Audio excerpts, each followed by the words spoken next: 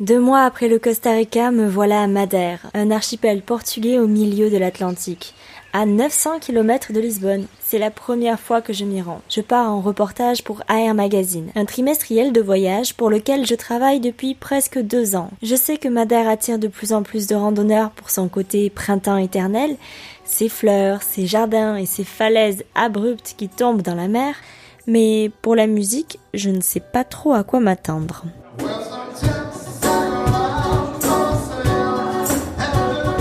Je n'ai pas eu à chercher loin. Dans le hall de mon hôtel à Funchal, la capitale, il y a un concert tous les soirs. Partir en musique, un podcast qui fait voyager avec un musicien. Épisode 3, comme un air de Madère. Une série de reportages signée AR Magazine, réalisée par Océane Wodzinski.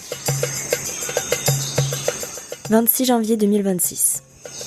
Sweet Tequila est en train de faire une reprise alors que le 3e âge danse sur la piste. D'autres sont collés au fond de leur siège et savourent une poncha.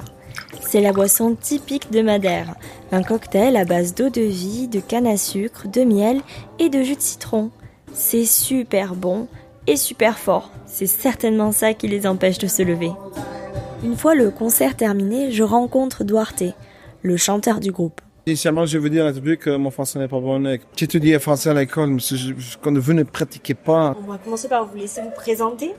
C'est exactement comme l'école. Je m'appelle Duarte Frère, je suis un musicien. Très vite, notre musicien préfère passer à l'anglais. It's all changed to English. Duarte est membre de 2 groupes. Avec le premier, Sweet Tequila, il joue dans les hôtels pour se faire de l'argent.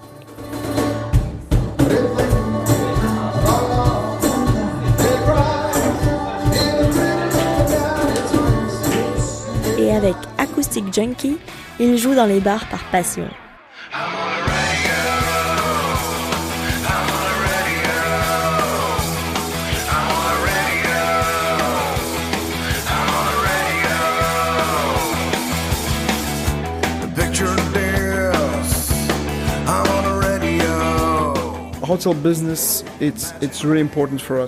Le business des hôtels, c'est vraiment important pour nous parce que ça nous donne la possibilité de jouer en extérieur. Par exemple, on fait ça 2 jours par semaine. Et ça me donne confiance, je discute avec les clients. Du coup, c'est beaucoup plus facile de parler au public, de m'adresser à de grandes audiences parce que je suis habitué au quotidien. Mais franchement, je préfère jouer le rock qu'on joue dans les bars. Parce que je suis né dans les années 80, donc je suis un enfant des années 90. J'ai grandi avec cette ambiance, cette musique des années 90. Et c'est vraiment notre scène. Madère est une île bien vivante avec de nombreux festivals. Il y a au mois de juin l'Atlantic Festival, mais la scène est vibrante toute l'année et Duarte explique très bien pourquoi. Le temps à Madère est bon toute l'année, de février à novembre. Il y a toujours de la musique. Tu as de la musique classique dans les théâtres, du rock, du typique, parce qu'étant portugais, il y a un gros lien avec le Brésil. Donc les chansons brésiliennes typiques et les rythmes brésiliens font aussi partie de Madère. Par exemple, le carnaval.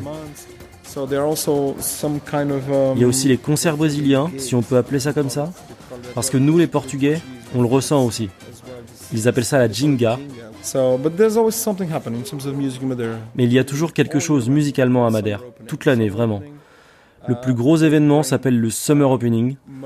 Il ramène surtout des artistes du continent, mais parfois des internationaux aussi. Mais pour le rock, mon style de musique, franchement, je dois aller sur le continent parce qu'à Madère, on n'a pas tant de groupes de rock qui viennent. C'est plus de la musique folk portugaise, du fado aussi. Folk music, fados as well.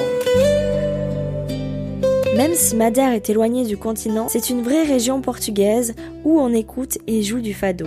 C'est un chant mélancolique qui exprime la saudade. C'est une sorte de nostalgie pour quelque chose qu'on a perdu.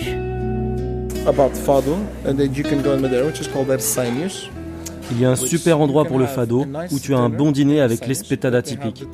Ce sont de petites tranches de viande qu'ils apportent dans ton assiette.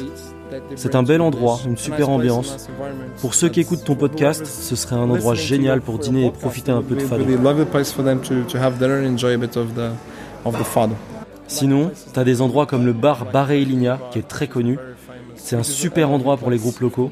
Ils ont des concepts totalement différents et des styles de musique variés. Donc c'est génial pour les outsiders pour découvrir. Ça donne une super vibe.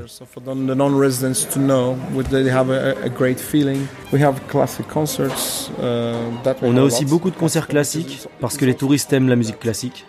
Il y a toujours quelque chose au parc Santa Catarina, juste à côté. Un beau parc où les gens se réunissent et où il y a de la musique live.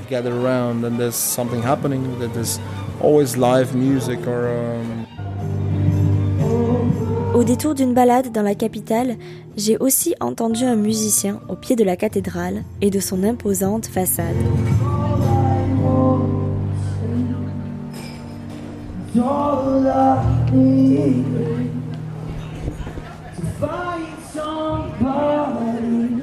On continue la visite par la rue de Santa Maria, où chaque porte est une véritable œuvre d'art. Elles ont été peintes par des artistes, ce qui a redonné vie à ce quartier en déclin. J'en profite pour boire une poncha. Et oui, j'aime vraiment ça. Bien sûr, je vais aussi au jardin botanique de Funchal. Il est immense. 8 hectares avec 2000 plantes exotiques originaires de tous les continents. Et on y rencontre même des cygnes et des flamants roses qui trempent leurs pattes dans l'eau. Mais pour Duarte, il ne faut pas seulement rester à Funchal pour découvrir Madère. Il faut sortir de la capitale. And I think that's the real beauty of Madeira, apart from the weather, which is always good, or most of the time good. Je pense que la vraie beauté de Madère, outre le temps toujours bon, c'est l'environnement naturel, les piscines naturelles, les montagnes pour randonner, pour marcher. Tu sens la nature, l'air que tu respires est différent. C'est vraiment top.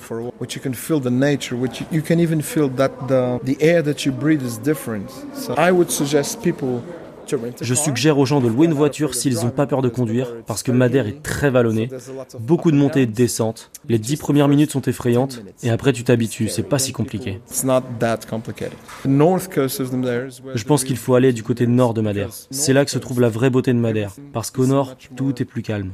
Tu as des vues magnifiques, des piscines naturelles, des restos locaux. Alors, suivons les conseils de Duarte. Prenons la route vers le nord. C'est vrai qu'elle est sinueuse. Je suis contente d'avoir un conducteur qui m'accompagne. Et puis voilà, au bout de la route, des falaises abruptes, au-dessus de l'océan, avec des points de vue magiques. Cet après-midi, il n'y a presque personne au Pico Arriero. À presque 1900 mètres d'altitude, on surplombe une mer de nuages. Mais les randonnées très typiques à faire absolument à Madère sont celles qui longent des levadas, les canaux d'irrigation qui traversent l'île.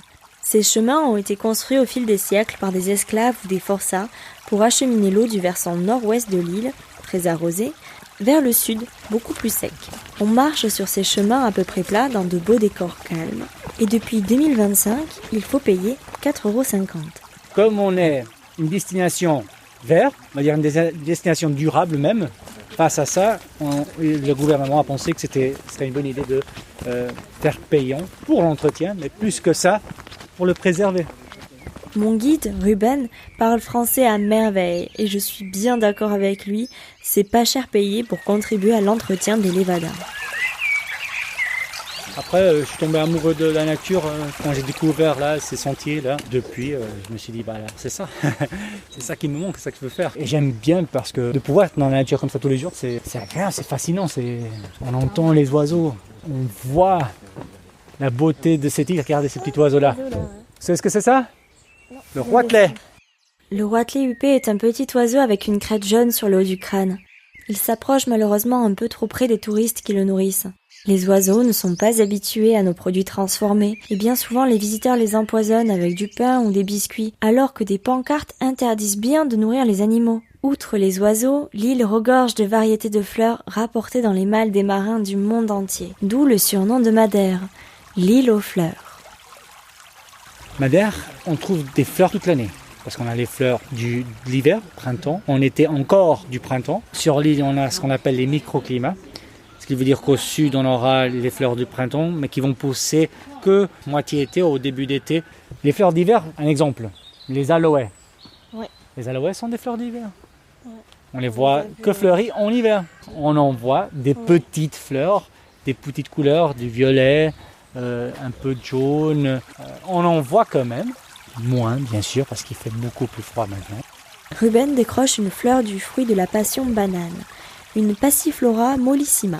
Elle est rose, contrairement à celle du fruit de la passion classique, qui est violette. Le guide coupe un morceau de la tige et me donne quelques gouttes du liquide qui en sort. C'est délicieusement sucré, mais la rando n'est pas terminée.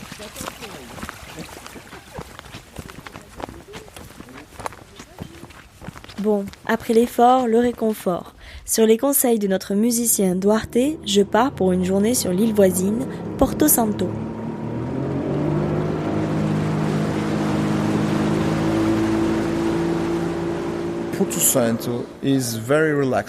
Porto Santo, c'est très relaxant. Je conseille une journée là-bas. Il y a un ferry tous les jours. Une excursion d'une journée suffit, parce que Porto Santo est minuscule, mais offre quelque chose de totalement différent. Une île de sable. Et ce sable est thérapeutique. C'est pour la circulation sanguine, l'arthrose, les problèmes d'âge. Tous les Madérois, on adore Porto Santo pour un week-end férié. C'est relaxant, le sable est un miracle. Dur de le décrire, mais en une journée tu comprends.